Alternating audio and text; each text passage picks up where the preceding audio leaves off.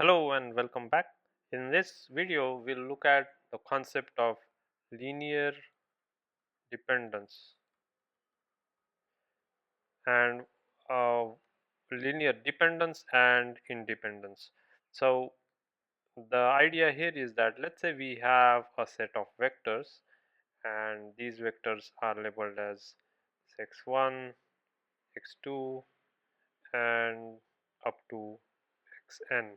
So this is a set of vectors where each of these x1 could have values, let's say x1, x2 all the way to say xr.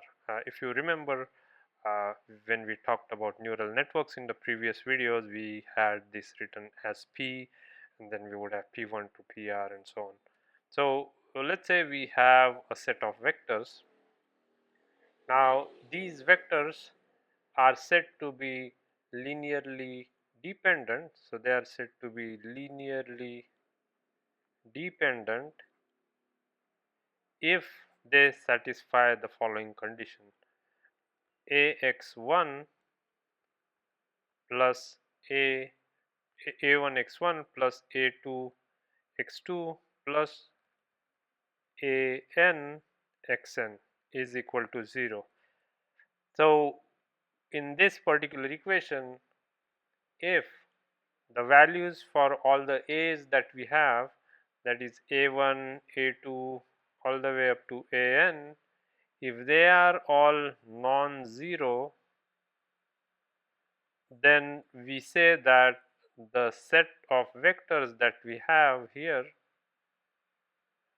is linearly, so these vectors are linearly dependent if the values of all of these a's here are on 0.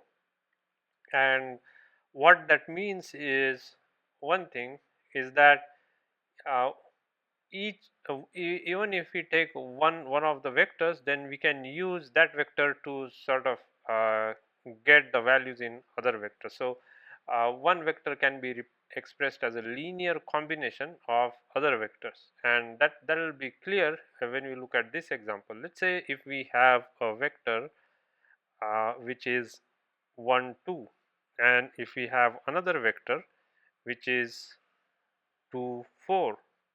Now if we look at this, we can clearly see that the value for x1 or value for x2 is 2 times the value of x1, because 1 2, if we multiply this by 2, we get this vector. So that is to say that these two vectors x1 and x2 are linearly dependent. So these are dependent, and we can check that with this relation that we just talked about. Let's say if we put this in equation form, here is what we can write: 2 times x1 plus, we can use minus 1 here, minus 1 x2 is equal to 0, and we can see that this is the a1, this could be the a1, this could be the a2, and both of these in this case are non-zero, because here we say that a1 is equal to 2, a2 is equal to minus 1, both are non-zero, and uh, but the sum of these, so when we use these a1 and a2 in this particular relation right here, the sum is 0, and therefore we say that these two vectors that we have are linearly dependent.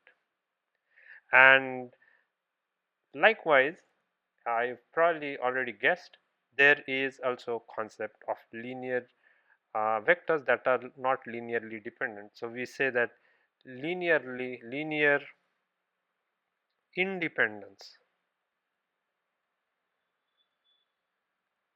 And here what we say is that we have the set of vectors that we had above, but then when we look at the values for a1 all the way to an, then these values for a's that we have, they are all 0. So the only way we can get this particular equation to 0 is when all the a's are 0. So a1 is equal to 0, a2 is equal to 0, all the way up to an is equal to 0. When this is the case, then we say that the vectors are independent. And if we look at an example, let's say we have a vector which is 1 0, we have another vector which is 0 1. Now if we try and put these two vectors in this form, a1 x1 plus a2 x2 is equal to 0, then the only way this equation can be 0 is when these values are 0.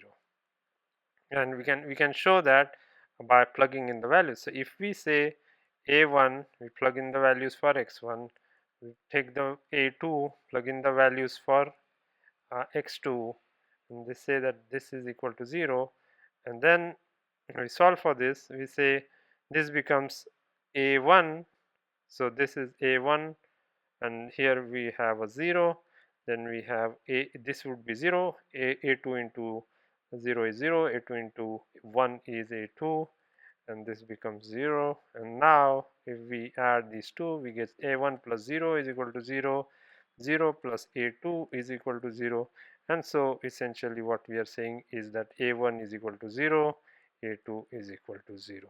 And that's exactly what we were trying to say, is that if these values of a's, if they are zeros, then we say that the vectors are linearly independent. So just recap that with dependent, at least one vector is sort of uh, extra or not needed. What I mean that by that is we can use a we can have some values of a that we can use to generate the other vector from an existing vector. So such as if we multiply this x1 by 2, then we can get the value for uh, x2. But in case of linear independence, we don't have such values of a that we can use and sort of calculate the other vector, because the other vector is independent and we cannot calculate it from a given vector. So that's what independence means. They are all unique. Now you don't want to confuse the linear dependence or independence of vectors with the statistical dependent and independent variables. What we are talking about here in linear algebra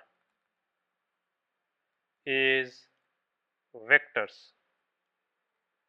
And if you are familiar with statistics, there we use the same terminology of dependent and independent, but these are, we call them as variables. So those two are completely different things when we talk about dependence. In algebra, we are strictly talking about a set of vectors, and we are saying that is a particular vector can of a set of vectors can they be expressed as a linear combination of others. That is, if we multiply a vector with some value, can we get the other vector? Whereas in statistics, when we say dependent variable, those are the vectors that help us uh, get the predicted value. For example, if we have, let's say, humidity, and then we have if we are trying to get the humidity from rainfall and temperature, then we say that these temperature and rainfall, those are the predictors, or those are the independent variables, and the humidity here is the dependent variable that depends on these independent variables or predictors. So completely different uh, thinking here as compared to what we have here. Uh, so here we are just thinking if we can get another vector from that set from another vector by doing some sort of calculation.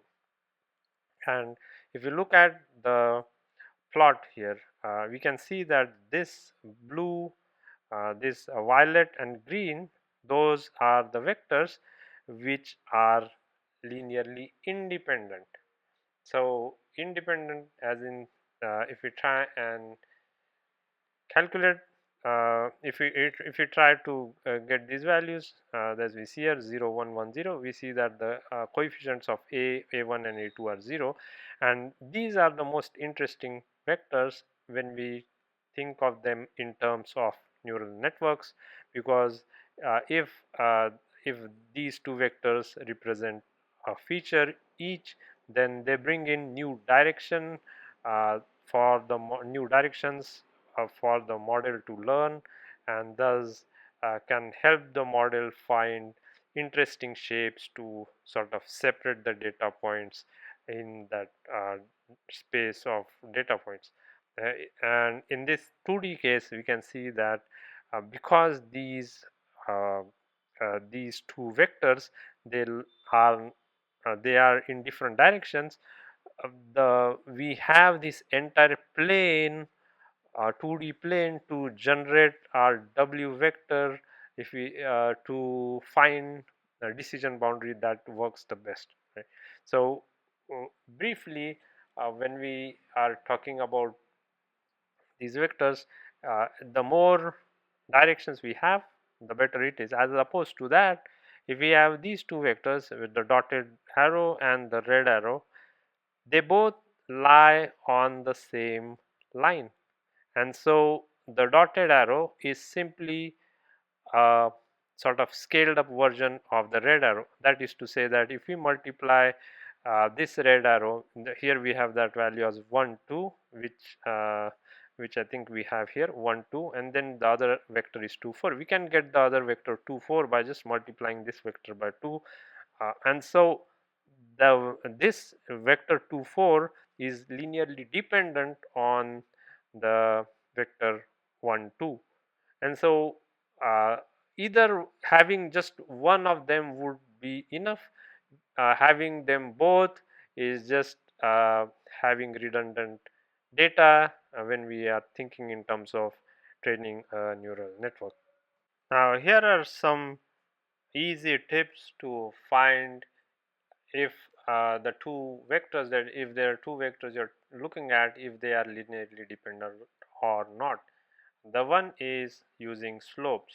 So let's say you have two vectors x1 y which have values x1 y1, that's one vector, and then we have another vector which has values x2 y2. Then if we try and calculate their slope, and if their slopes are equal, then we say that they are linearly dependent. So if y1, that's the slope of this vector, and if we calculate the slope of this one, it would be y2 by y2 by x2. If they are equal, then those two vectors are dependent.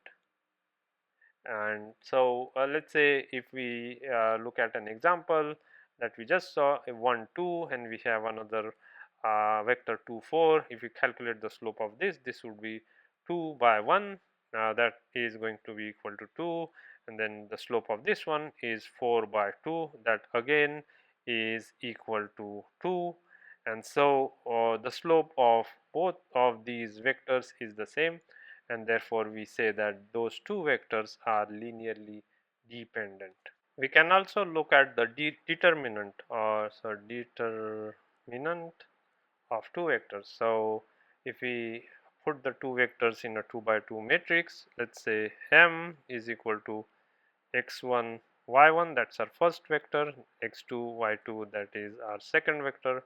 Now if we try to get the determinant of this matrix M, it would be, if we multiply these and so what we have is x1 y2 minus x2 y1. So again here, if we now get the determinant of m is equal to 0, then we say that those two vectors are dependent, and if the determinant of these two matrix is not equal to 0, then we say that those two vectors are independent. And in this case, we can calculate the determinant of the matrix using the vectors we have, which is 1 2 2 4, and so that comes out to 1 times 4 minus 2 times 2, and you can easily see that this is 1 times 4 is 4, 4 minus 4 is 0, and therefore these two vectors that we have again can be seen as they are dependent, just because their determinant is 0.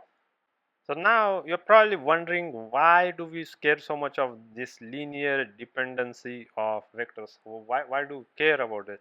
And the reason, as we talked about earlier, is that having new data to train the model is helpful, is good for the model to find more directions, to find more interesting decision boundary to separate the data points.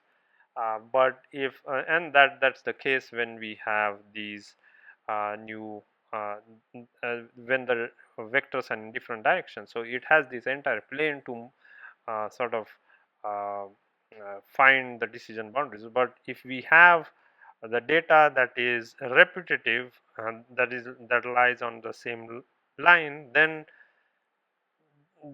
the input space is effectively a two-dimensional, one-dimensional space, because uh, that is the same line that is available for finding. So because these are all scaled networks, and so uh, having variation helps the model learn to uh, capture the complex patterns in the data, and that's the whole idea. So ideally then you would want linear independence of vectors when we are trying to train neural networks.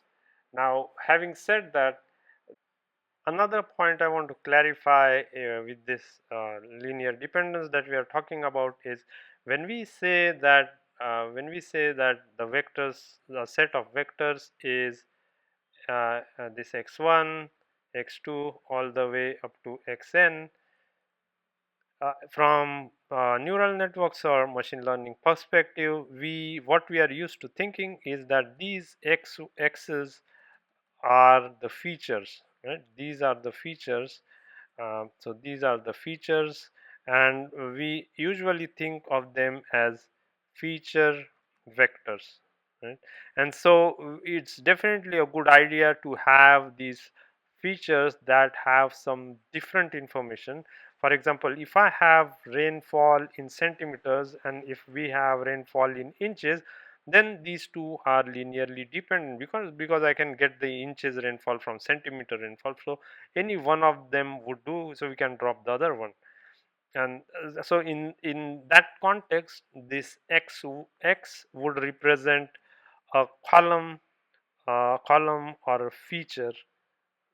At the same time, if we think about this, if we have this feature 1, feature 2, feature 3, and these are again in columns, but we are now talking about samples. So we have s1, s2, the sample as in data point. So that's our first data point, that's our second data point. These vectors are what we are talking about. X's here, these are the general format. This is the general form of vectors, and they could represent either samples as we do here, or they could represent features as we have here. So again, samples, it would still be important to have linear independence, because if we have let's say a feature, if the features are independent but then if the samples are dependent, it still doesn't work. Let's say if we have values 1 2 3 here, and if we have another row which is 1 2 3, it is exactly the same data point, and so that is not adding new information. And thinking from a geometrical perspective, it is not giving us a new direction for the neural network to find uh, interesting decision boundaries. And so having linear independence in case of samples is important. It is also important to have linear independence between the features that we have uh, in our data set. So the notation that we are used to thinking about inputs to neural network is P, where P can be have P1, P2 all the way up to PR, and here we have R is the features, number of features, and so in this case we say that we have R features.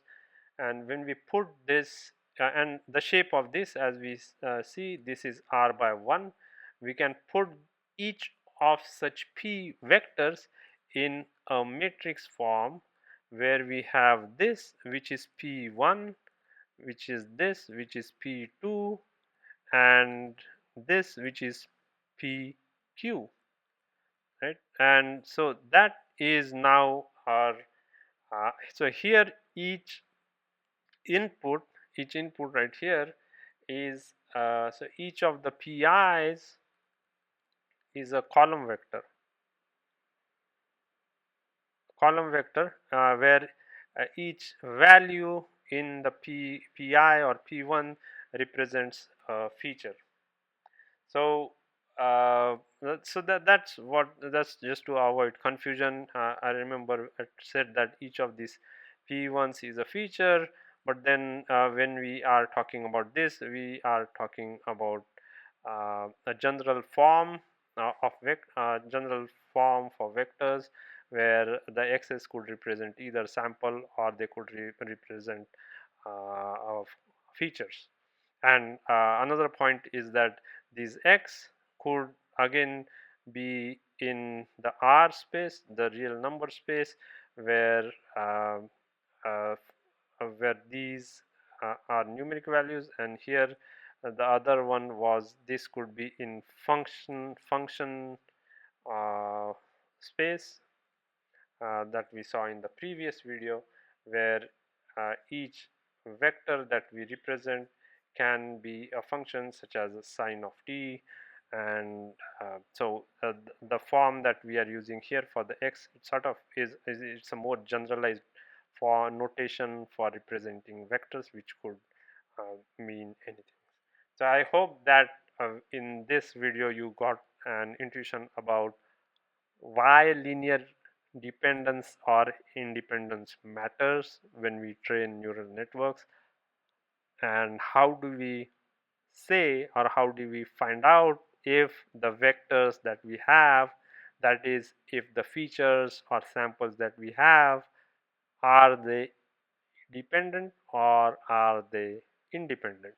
And looking at the uh, plot, or looking at the graph right here, we saw visually that having independent vectors does help us uh, get more directions when we are searching for the best W to find uh, optimal decision boundary. It also helps the model to find complex patterns to separate data points in case of higher dimensions, and that if we have vectors that are dependent, which is just a scaled version of other, and then that possibility goes away. So with that, we'll stop in this video. If you have any questions, comments or suggestions, please do let me know in the comments section below. I hope you are finding the videos in this series helpful and build your intuition towards understanding the basics of how neural networks are designed. Thank you and bye for now.